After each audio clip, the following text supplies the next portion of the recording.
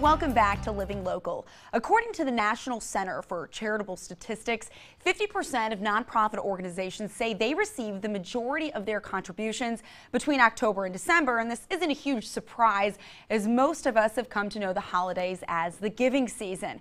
But what might surprise you is that all charitable gifts are not equal. Using strategy with your philanthropy can create more financial success for the charity and for yourself.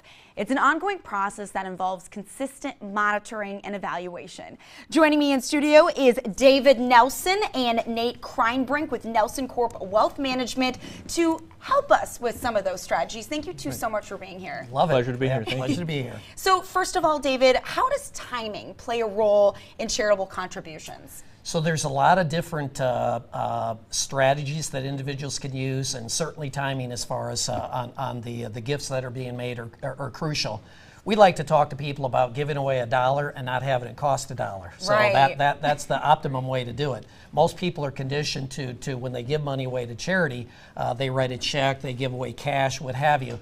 And what we'll talk about as far as in this segment is that there's better ways as far as to give money away to charity. Different appreciated assets, things of that nature, and different vehicles that individuals can use as far as to maximize their giving to charities. Yeah, and that kind of leads into my second question, Sure. David. What you give has a huge impact. So what is the difference between giving cash or an appreciated asset? So cash is pretty simple, straightforward. I write a check for $10 and I give it to the charity. I get a deduction for $10, and we won't bore you with all the details, whether it's deductible or not. I mean, This is really different now as far as with the change in the tax law.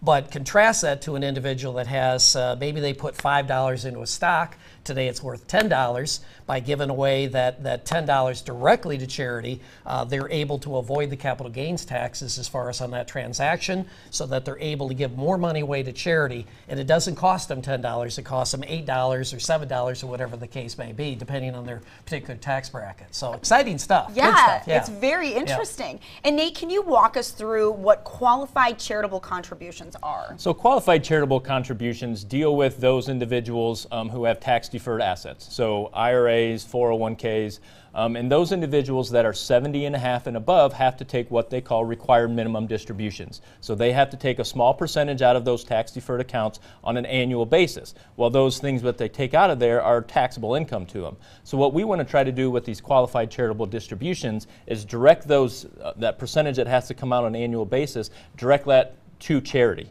So that has a benefit for the charity as well as the individuals as well. That income, that distribution that we're taking out then is not taxable to the individual. Also, when it goes to a charity, it has a tax benefit to the charity as well. So we're being able to control that income that we have on an annual basis, being able to maximize the amount that we're giving to charity, and then controlling our income, which benefits our Social Security, which benefits our Medicare premiums. It all kind of piles on top of there, but again, maximizing those contributions to charity. We thought giving to charity was pretty simple, right? Right, you thought so. Yes, you know, exactly. just throw some cash Exactly. and you know, there's a lot that goes into it. There It is, does. and if somebody's over 70 and a half, this is a foregone conclusion. They have to have it come Right. from their qualified plans. Period. It's the most cost-effective way to do it. So if you're over 70 and a half, talk to your financial advisor, your accountant, make sure that you get this taken care of. Definitely important stuff. And can you kind of tell us what the difference is between giving to a charity directly or just giving to other vehicles? Okay, so giving directly to charity used to be, again, fairly simple prior to this change in the tax law. I gave it to them and I got a deduction. Well, with the change in the tax law, the standard deduction has increased dramatically. Subsequently, many individuals aren't going to be able to deduct their contributions as far as to charity. So what we talked to people about over the last month or so, give or take, on the news is bunching their deductions. In other words, trying to get multiple years into one, putting the amount of money that would be deductible higher so that individuals can deduct it. Well, again, individuals are concerned about, if I do that, then I give it directly to charity. Well, there's a vehicle called the Donor Advised Fund.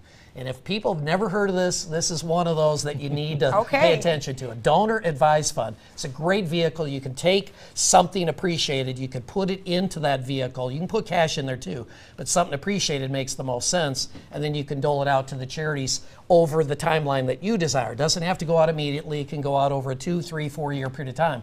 But the goal there is to make the contribution high enough where individuals can actually use the deduction on their tax return. Wow, a lot of advantages with that, for sure. Exactly. And David, how do pooled income funds and gift annuities kind of factor into this topic of charitable giving? So both vehicles allow individuals to give away but yet get benefits. And so when most people think of giving money away to charity, they think in terms of, well, the money's gone. Right. These vehicles you give away but you get benefits going forward. Both of them are going to give you an income stream over the balance of your lifetime in most situations. So I give away $50,000 to the charity. Bottom line, I get a check depending on my age for $4,000 or $5,000 a year, and so I get that the balance of my life. When I pass away is when the charity actually gets to be able to use the money.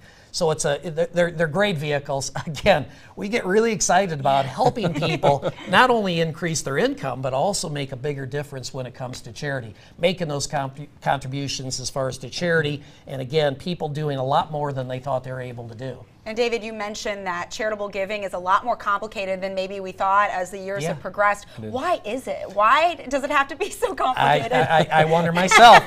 This last overhaul in the tax code, in order to be able to give tax deductions, we had to take away certain things. And so it used to be simple, and it really is very complicated now. And it demands that individuals focus on this, work with somebody that understands the rules and the regulations. Typically, that's going to be your accountant, CPA, what have you, a financial advisor, and ask them questions about how can I maximize this? I only have so much money. I mean, we don't have a lot of people probably watching that just giving away hundreds of thousands of dollars a year, but they can give more than they probably think by utilizing some of the vehicles that we spoke about today, giving away appreciated assets. That could be stock, mutual funds, that could be real estate, and it could really have a tremendous impact as far as the non-for-profits in our backyard. So a financial advisor can really walk people through what seem kind of like murky waters. You're not really sure exactly what to do. How exactly will they guide them through that process? Well, go ahead, please. I think it's just important to sit down with the individual and understand exactly what it is they're trying to accomplish. Are they trying to have this a short-term contribution to charity, more of a longer-term outlook, and then trying to understand that specifically for them, and then really realize that what you give, when you give it, and how you give it to a charity has a huge impact on the overall value that you're able to do that. So I think just understanding what they're trying to accomplish and then kind of start drilling it down from that way. That's great. Nate, David, thank you guys so much for being here on Living Local. We appreciate it very much. If you'd like some more information, you can visit NelsonCorp.com. We'll have more details posted on ourquadcities.com. Stay with us. More Living Local is just ahead.